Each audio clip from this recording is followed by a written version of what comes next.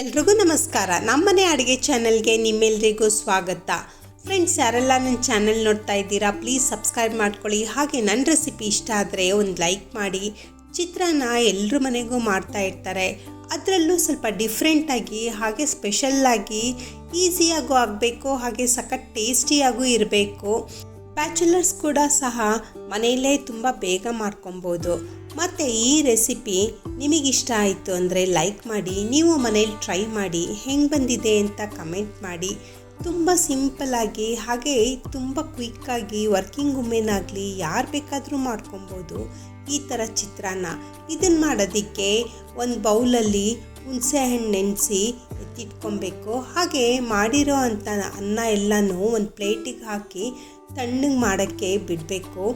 ತಣ್ಣಗಾಗಿರೋ ಅನ್ನಕ್ಕೆ 1/4 table spoon ಅರಿಶಿನ ಪುಡಿ, ರುಚಿಗೆ ತಕ್ಕಷ್ಟು ಉಪ್ಪು, ಹಾಗೆ ಇಲ್ಲಿ 2 ಟೇಬಲ್ ಸ್ಪೂನು ನಾನು ಸಾಂಬಾರು ಪುಡಿ ತೊಗೊಂಡಿದ್ದೀನಿ. ನೀವು ಇದ್ರ ಬದಲಾಗಿ ಖಾರದ ಪುಡಿನೂ ತೊಗೊಬೋದು. ಮತ್ತು ನೆನೆಸಿಟ್ಕೊಂಡಿರೋ ಅಂಥ ಹುಣಸೆ ಹಣ್ಣಿನ ರಸನೂ ಸಹ ಸೇರಿಸ್ಕೊಂಡು ಎಲ್ಲನೂ ಒಂದು ಸತಿ ನೀಟಾಗಿ ಮಿಕ್ಸ್ ಮಾಡಿ ಸೈಡಿಗೆ ಎತ್ತಿಟ್ಕೊಳ್ಳಿ. ಒಂದು ಕಡಾಯಿಗೆ ಒಗ್ಗರಣೆಗೆ ಬೇಕಿರೋ ಅಷ್ಟು ಎಣ್ಣೆ ಹಾಕ್ಬಿಟ್ಟು ಎಣ್ಣೆ ಕಾದ್ಮೇಲೆ ಸ್ವಲ್ಪ ಸಾಸಿವೆ, ಕಡಲೆಕಾಯಿ ಬೀಜ ಸ್ವಲ್ಪ ಕೆಂಪಗಾಗೋ ಥರ ಹುರ್ಕೊಳ್ಳಿ.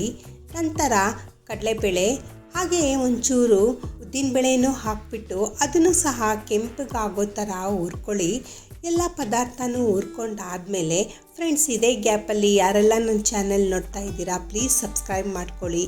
ಹಾಗೆ 2 ಎಸಳು ಕರಿಬೇವು, 4ರಿಂದ 5 ಹಸಿಮೆಣಸಿನ್ಕಾಯಿ ಸಣ್ಣಗೆ ಉದ್ದಕ್ಕೆ ಹೆಚ್ಕೊಂಡು, ನಂತರ ಇಲ್ಲಿ ಒಂದು ಮೀಡಿಯಮ್ ಸೈಜಲ್ಲಿ ಕಟ್ ಮಾಡ್ಕೊಂಡಿರೋ ಅಂಥ ಈರುಳ್ಳಿನೂ ಹಾಕ್ಬಿಟ್ಟು ನೀಟಾಗಿ ಫ್ರೈ ಮಾಡಿ ಗ್ಯಾಸ್ನ ಸ್ಲಿಮ್ಮಲ್ಲಿಡಿ. ನಂತರ ಕಲಸಿಟ್ಕೊಂಡಿರೋ ಅಂಥ ಅನ್ನ ಸಹ ಒಗ್ಗರಣೆಗೆ ಹಾಕ್ಬಿಟ್ಟು ಒಂದು ಸತಿ ನೀಟಾಗಿ ಮಿಕ್ಸ್ ಮಾಡಿ ಅನ್ನ ಎಲ್ಲನೂ ಒಗ್ಗರಣೆಗೆ ಹೊಂದ್ಕೊಬೇಕು. ನೀವು ಈ ರೆಸಿಪಿ ಅವಲಕ್ಕಿದಲ್ಲೂ ಮಾಡ್ಬೋದು, ಆದರೆ ಅವಲಕ್ಕಿ ಮುಂಚೆನೇ ನೆನೆಸಿಡ್ಬೇಕಾಗತ್ತೆ. ಈ ಥರ ನೀಟಾಗಿ ಹೊಂದ್ಕೊಳ್ಳೋ ಥರ ಮಿಕ್ಸ್ ಮಾಡಬೇಕಾದ್ರೆ ಗ್ಯಾಸು ಸ್ಲಿಮ್ಮಲ್ಲಿರಲಿ. ಮತ್ತು ಒಂದು 2 ನಿಮಿಷ ಲಿಡ್ ಮುಚ್ಚಿಟ್ಟು ಅನ್ನ ಎಲ್ಲ ಸ್ವಲ್ಪ ಒಗರು ಬೆಚ್ಚಗೆ ಥರ ಆಗಬೇಕು.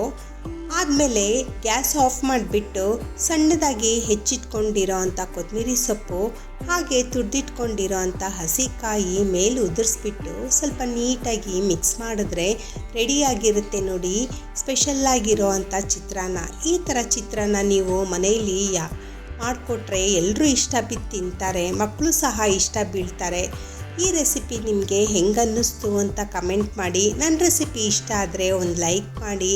ಇನ್ನು ನೀವು ಸಬ್ಸ್ಕ್ರೈಬ್ ಮಾಡ್ಕೊಂಡಿಲ್ಲ ಅಂದರೆ ಪ್ಲೀಸ್ ಸಬ್ಸ್ಕ್ರೈಬ್ ಮಾಡ್ಕೊಂಡು ನೋಡಿ. ನಿಮ್ಮ ಸಪೋರ್ಟು ನನಗೆ ತುಂಬ ಇಂಪಾರ್ಟೆಂಟು. ಪ್ಲೀಸ್ ಸಬ್ಸ್ಕ್ರೈಬ್ ಮಾಡ್ಕೊಳ್ಳಿ. Thank you.